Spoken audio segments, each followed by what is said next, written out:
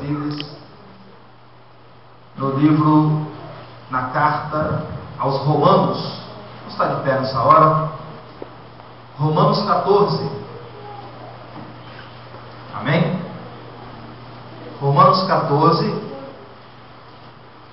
versículo 17. Romanos 14, versículo 17. Bem, Romanos é fácil, chega João, passa Atos, né? Chega rapidinho. Bem? Romanos capítulo 14, versículo 17 diz assim.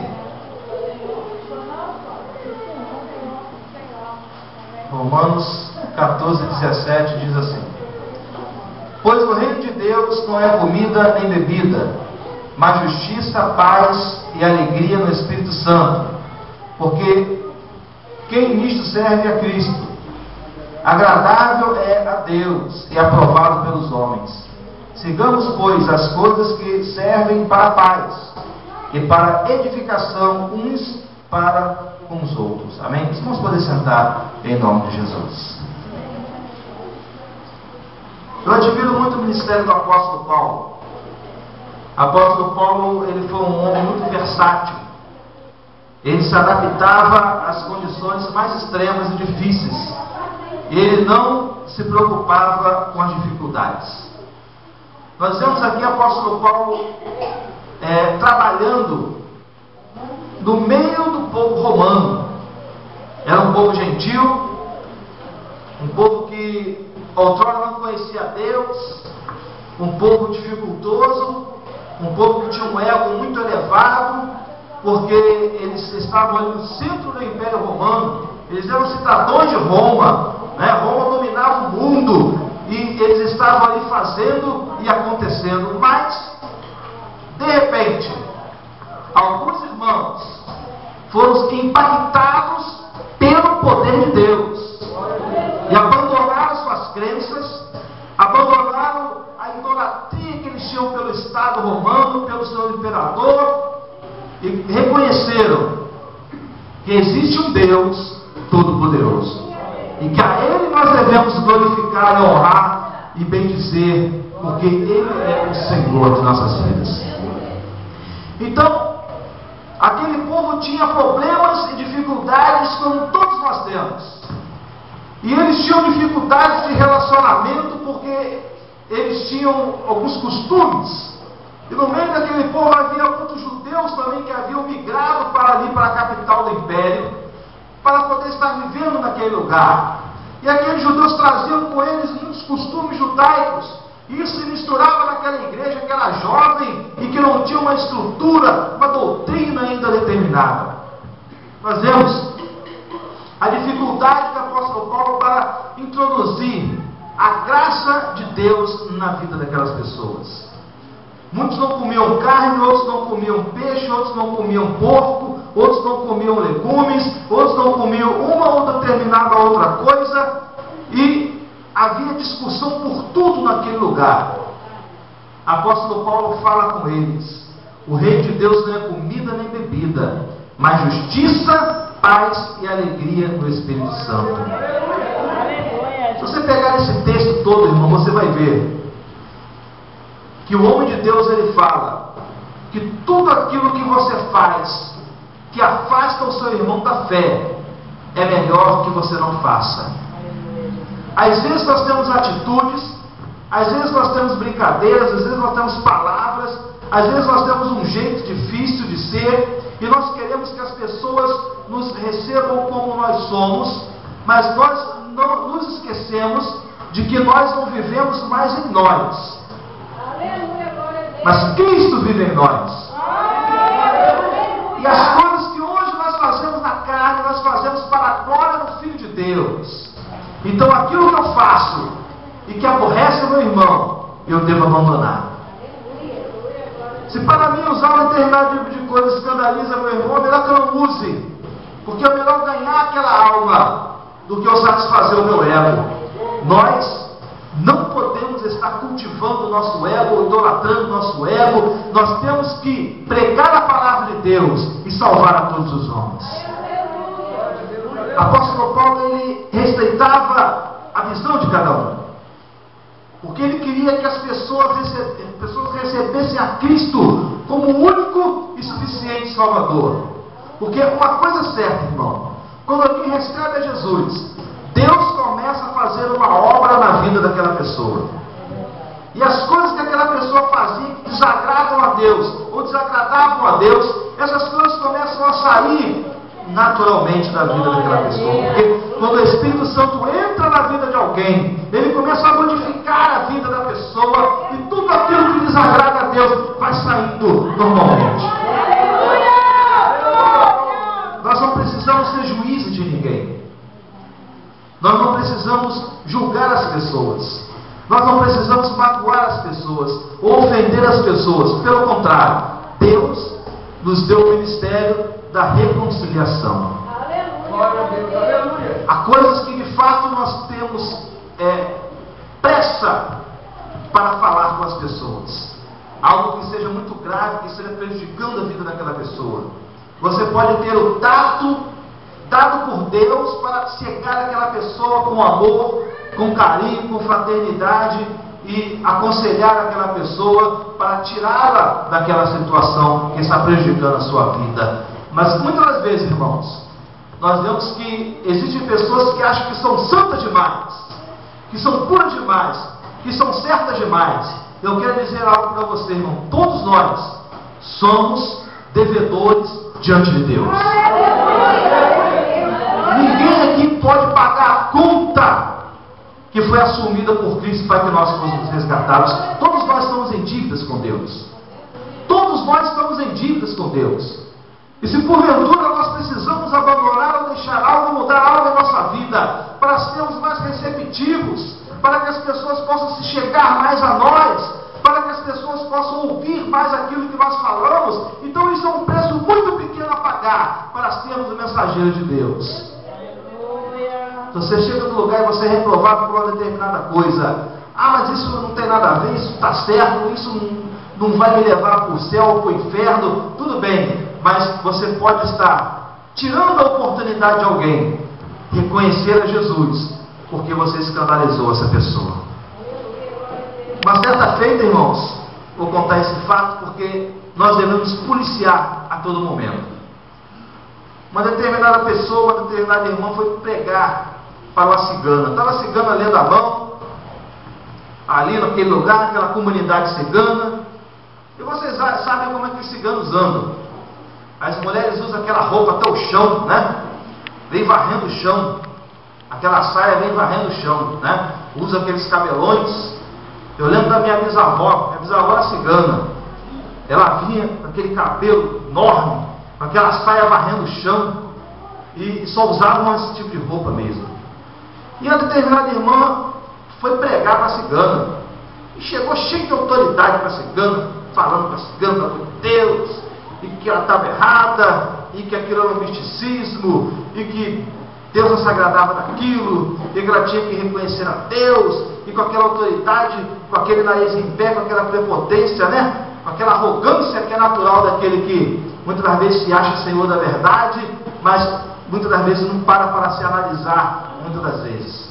Só que aquela irmã estava de calça jeans, estava de camiseta, né, com os braços de fora, camiseta, decotada, de calça jeans, chegou para aquela cigana pregando para a cigana. A cigana ouviu ela, ouviu.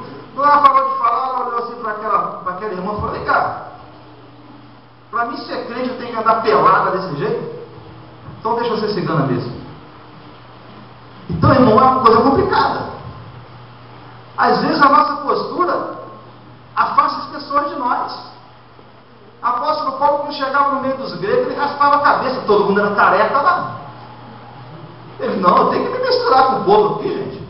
Eu não posso chegar aqui com um barbão lá, né? Quando ele chegava lá em Israel, ele deixava a barba crescer, estava misturado com os judeus, né? E assim nós temos que ter o discernimento de como nós vamos chegar às pessoas, de como muitas das vezes alguma atitude nossa, alguma postura nossa tem nos afastado. Às vezes a gente fica olhando, irmãos, e vê que por mínimas coisas as pessoas querem um motivo para não ouvir a palavra de Deus. A grande verdade é essa. A pessoa fica caçando chifre na cabeça de cavalo. Tudo para elas é motivo para colocar defeito. Você vê que você pode estar no serviço, na escola ou qualquer outro lugar. Quando acontece alguma coisa com qualquer pessoa, aquela pessoa isso, aquela pessoa aquilo, tudo bem. Mas quando acontece com um crente, pronto. Ah não, por isso que eu não gosto de crente. Todo crente não presta. Esse pessoal assim fala isso, fala aquilo, fala aquilo outro, mas vê tudo errado. Faz o que acontece. Todo mundo fica sendo culpado por causa do erro de um. Então eles buscam toda sorte de coisa para não ouvir a palavra de Deus. Mas nós temos que buscar ser irrepreensíveis. Buscar seu exemplo. Buscar ser maleável. Né? Poxa, isso aqui escandaliza meu irmão. Isso aqui escandaliza aquela pessoa. Então eu não vou fazer isso. Porque isso tem sido motivo de escândalo. Deus, Ele abriu mão de muitas coisas para que nós hoje fôssemos salvos. Nós vemos, irmãos, que Jesus, Ele abriu mão de estar no céu. Deu o corpo de uma mulher, foi fecunda pelo Espírito Santo, ali ele cresceu, teve toda uma infância normal. Jesus cresceu como criança, né? Como recém-nascido, foi criado, andou, ele sofreu, chorou, e teve toda a sua adolescência, mesmo com a essência divina, sabendo ele que era Deus em todo momento, mas teve todas as dificuldades. Olha só, toda a dificuldade que Jesus teve até chegar aos 30 anos de idade, para ele começar a pregar a palavra de Deus, para que hoje nós fôssemos salvos. As pessoas que não viam Jesus falavam: esse é Jesus, o carpinteiro, o filho de Maria, o filho de José. Por que, irmão, Jesus o carpinteiro? Porque ele trabalhou como carpinteiro. Ele fez muita casa, ele fez muito móvel, ele fez muita armação de casas e de construções. Porque as pessoas olhavam para ele e falavam: esse é o Galileu, o carpinteiro. Ele sabia que era o carpinteiro, porque eles viam esse homem trabalhando. E de repente esse homem começa a pregar poderosamente a palavra de Deus. Ele sustentou a casa do pai, o pai morreu cedo, ele sustentou a casa do pai, ele sustentou os irmãos trabalhando como carpinteiro, até que os irmãos tivessem idade para sustentar a sua mãe. Aí sim ele saiu da casa do seu pai e foi pregar a palavra do Senhor. Quantas coisas Deus abriu mão por nós. Nós vemos que ele abriu mão da sua própria vida. Ele estava ali em carne, e toda a dor que um homem pode sentir, ele sentiu. Foi pendurado no madeiro, antes disso foi castigado, chicoteado e maltratado, e foi pendurado na cruz e morreu em morte de cruz, que era uma morte horrenda. Tudo isso ele abriu mão por nós. E muitas das vezes nós não queremos abrir mão de nada para estar salvando ao nosso irmão. Às vezes a gente não abre mão, irmãos, do nosso tempo. Às vezes a pessoa não tem 10 minutos. A pessoa não tem 10 minutos para parar e falar com alguém. A primeira coisa que vem à nossa cabeça é criticar. Por quê? Nós temos um senso moral, uma visão religiosa muito grande. E nós vemos a pessoa numa situação errada, automaticamente nós criticamos aquela pessoa em nosso subconsciente e excluímos ela da nossa vida. A gente esquece que aquela pessoa não conhece Deus. A gente esquece que aquela pessoa não tem o conhecimento de Deus. E que nós, por sua vez, temos que vencer as barreiras para chegar até aquela pessoa e falar com ela do amor de Deus. Nós somos os representantes de Deus. Nós temos que abrir mão de muita coisa para chegar até as pessoas. E às vezes aquela pessoa fica ali isolada. E nós fazemos um juízo daquela pessoa e já condenamos ela, porque nós nunca vamos até ela. Aí sabe o que acontece, irmão? Chega os membros de muitas seitas, eles têm todo o tempo do mundo para estar falando do amor de Deus para aquelas pessoas. Agora eles falam da maneira deles, do jeito deles, segundo a visão deles, que não é a visão de Deus. Essas pessoas estão vendidas. Elas estão precisando de ouvir alguma coisa muitas das vezes. E nós não temos tempo para elas. Mas essas outras pessoas têm. Nós temos que abrir mão de muitas coisas. Apóstolo Paulo aqui fala com o povo gentil, né? E alguns judeus que estavam ali misturados também no meio deles, que eles têm que abrir mão dessas coisas pequenas para poder viver em alegria. Tudo aquilo que você faz para alegrar o seu irmão, para alegrar o seu vizinho, para ser uma pessoa receptível, aceitável, uma pessoa que todas as pessoas gostem, uma pessoa que seja uma referência do bem, vale a pena. Porque as pessoas vão dar ouvidos àquela pessoa agradável.